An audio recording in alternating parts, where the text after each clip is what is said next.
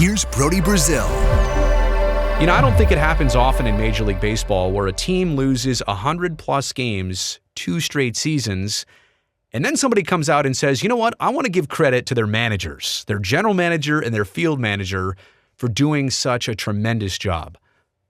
But such is the unique case of the Oakland A's. I'm talking about Mark Kotsay in the dugout. I'm talking about David Forst in the front office. Given the things that they were handed and the circumstances and the limitations that they operate under, I think they have done a tremendous job in the last 2 years. And before we go any further, I know you know their names and I know you know their roles, but do you know their history? For example, David Forst was hired as a scout by the A's back in the year 2000. He was fresh out of playing college and a little bit of professional baseball. Latches on with the A's and has been with them now for 23 plus years. He was promoted to assistant general manager under Billy Beane in 2004. And then in 2015, Billy was promoted into the vice president president of baseball operations role. That put David Forst in the general manager's role all by himself. And you just think about 23 years with other opportunities coming up. They have for him. He was very much linked on multiple occasions to going somewhere else or having that opportunity.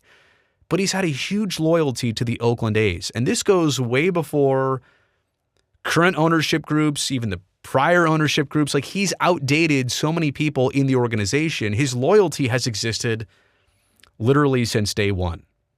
And there's also a track record of David Forst.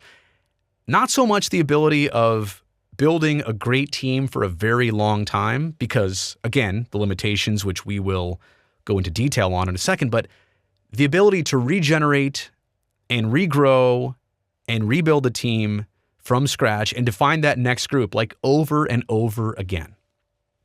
I think that's been easily documented. If there's one thing you cannot be critical about with David Forst, it is the ability to grow a team and a core group from scratch. He and his scouts, they identify talent, they procure it, they bring it up, and it's usually pretty impressive. It doesn't get to last forever, but again, we'll talk more on that in a second. And then there's Mark Kotsay, 14-year big league playing career. He spent 4 seasons with the A's, 2004, 5, 6, and 7. It was in 2004 that he had his best career batting average. I should also let you know on a personal level, all of his children were born during the time span of his playing days with the A's. So Oakland, the East Bay, the Bay Area, Northern California, although Mark Kotsay is not from here, he's very much connected here. He gets it here. He was playing for the A's when Billy Beane and David Forst were in the front office. So there's a long connection that he's got to at least the front office. Again, I'm not saying all parts of the organization, but he's very much got Oakland in his DNA. Managing a big league team was always a dream job for Mark, and I covered him back in the days. Those were some of my earliest days covering the A's on a regular basis, 05, 06, and 07. But even back then, I don't know that I knew that he always really, really wanted to be a manager, but he said that was the case. Other people have confirmed it. He joined on with the A's and their coaching staff in 2016, and then was promoted to manager upon Bob Melvin's, let's call it, departure, when the A's announced, or when they said that they weren't going to bring him back. Bob went to San Diego. Mark Kotsay was promoted to manager. So you got to understand that these aren't people that are just coming into the A's. They're fresh faces. I mean, these are 2 individuals who have been around and been connected to this franchise in so many ways, longer than most are even aware of. But this is the analogy here of what David Forst and company have built over the years. A sandcastle of great players. Look at the last iteration, and I didn't even have, the time or the resources to put everybody on there. There's Jesus Luzardo, there's Sean Murphy, there's Mark Canha, there's Chris Bassett, there's Olson, there's Liam, there's Bob Melvin, bottom right, there's Marcus, there's Matt Chapman. Did I forget anybody? Yeah, I forgot even a bunch more. The A's were building a sandcastle in the late 2010s. 17 into 18 and 19, and unfortunately 20 was very weird, but even in 21, they had a large contingent of this group still together. And this is like the hard part that everybody needs to understand. If there's any criticism towards Mark Kotsay, but especially if there's any criticism towards David Forst, he was building this sandcastle. I think this is the perfect analogy. Building it, meticulously working on it, maintaining it. One part might go away, but then you build another part. Okay, it's a fluid thing. You're building this sandcastle, and you understand sandcastles aren't going to last forever in the first place, right? But it's something you're putting your care and you're putting every effort into this. You're being so careful about it. And then all of a sudden, somebody comes by and kicks your sandcastle down. I mean, like stomps on it, throws water on it, says, you know what? You got to do this from scratch. Here's a bucket. Start over again. Good luck. That, to me, is what David Forst has been dealing with. It's what Billy Beane dealt with over and over again.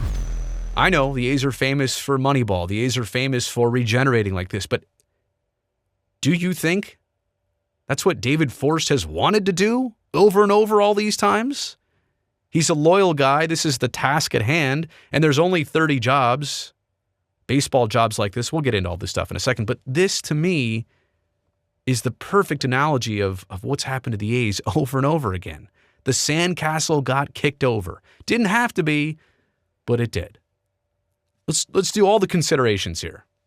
How many 112-loss baseball teams, like I said at the top of this video, how many teams are there where you don't blame the manager, the general manager, or the field manager? Not many. Most teams that lose that many, you're like, okay, they put a lot of effort into this team. Somebody's at fault here. It's one of these two.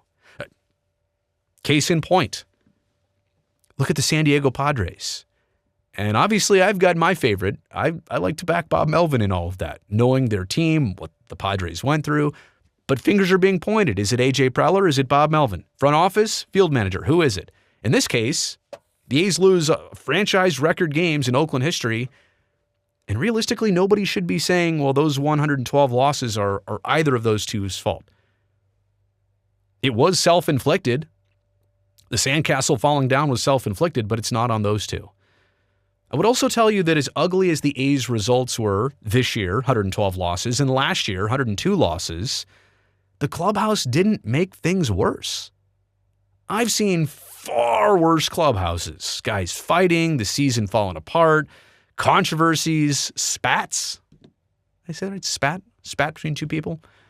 I've seen far worse clubhouses, locker rooms, and sports with teams that had way better records. So credit to Mark Kotsay for keeping the ship moving forward in a certain direction. Also, where would the A's be if I go back to that 2021 sandcastle again? Look at the 2023 postseason and how many former A's are involved in it. The Christian Paches in Philadelphia, the Mark Cannas with the Brewers who were eliminated, Bassett and Chapman with the Jays eliminated, Olsen obviously still in it, Marcus in Texas, Robbie Grossman. I mean, we could go on and on. But where would the A's be if just that group was held intact? Now, for obviously David Forst and Mark Kotsay, they're loyal, they're connected to the A's, they have a certain passion here. There's no question about it. But there's only 30 big league jobs. So as much as fans could say, well, if they don't like it, they could quit. I don't know if you can. And I also don't know if widely going out and voicing your displeasure and complaining about your job, that also paints a different light on you for now and the future too. And quite honestly, David and Mark are way too classy to be doing that anyway. So they're not going to sit there and whine and complain. They're just going to keep on chugging away at it and figuring out what they can do, what's the best they can do under the given circumstances of trying to get back to being a winning franchise again. David's been through this. I worry a little bit about the reputation because of these last two seasons that are building against these two guys. I said nobody's really critical of them, but when somebody looks back at their record in recent years, I mean, David Forst has been through this a lot. The rebuild, the retool. He's been through more cycles. Mark Kotsay is just beginning his career in literally an all-time difficult spot for any manager. The situation he was presented, deal with this, try and win with this, try and teach baseball all over again to a very young group coming up. Just look at his 2 years and his win-loss record and percentage. It's not great, but what did you expect, all things considered? He's digging himself a huge hole with the managerial record for whatever he does and wherever he goes in his career. I mean, what are these types of years that these two have to go through, Forst and Kotsay, what does this do for their reputation that they don't deserve? And the next job that they might want? Like, this does not bode great on a resume if you don't understand how things have been here, but I hope people do understand it. And also this, like, nobody likes uncertainty. If you're in the A's front office right now and you're trying to lure in free agents, and a free agent says, I'd like a 3-year contract, but wait a second, where will this team be playing in 2025 and 2026? Forget even the commitment of money that the A's could or will or won't spend.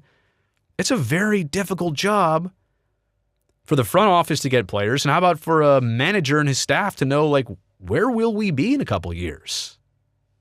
Uncertainty doesn't bode well for anybody. And these two don't deserve to be operating under that. Anyway, this has been looming with me for a while. I almost meant to do this during the season, but I think now as we look back, for sticking with it, for navigating the odds, shall we say, Mark Kotsay and David Forst, in my view, have done a phenomenal job given the circumstances.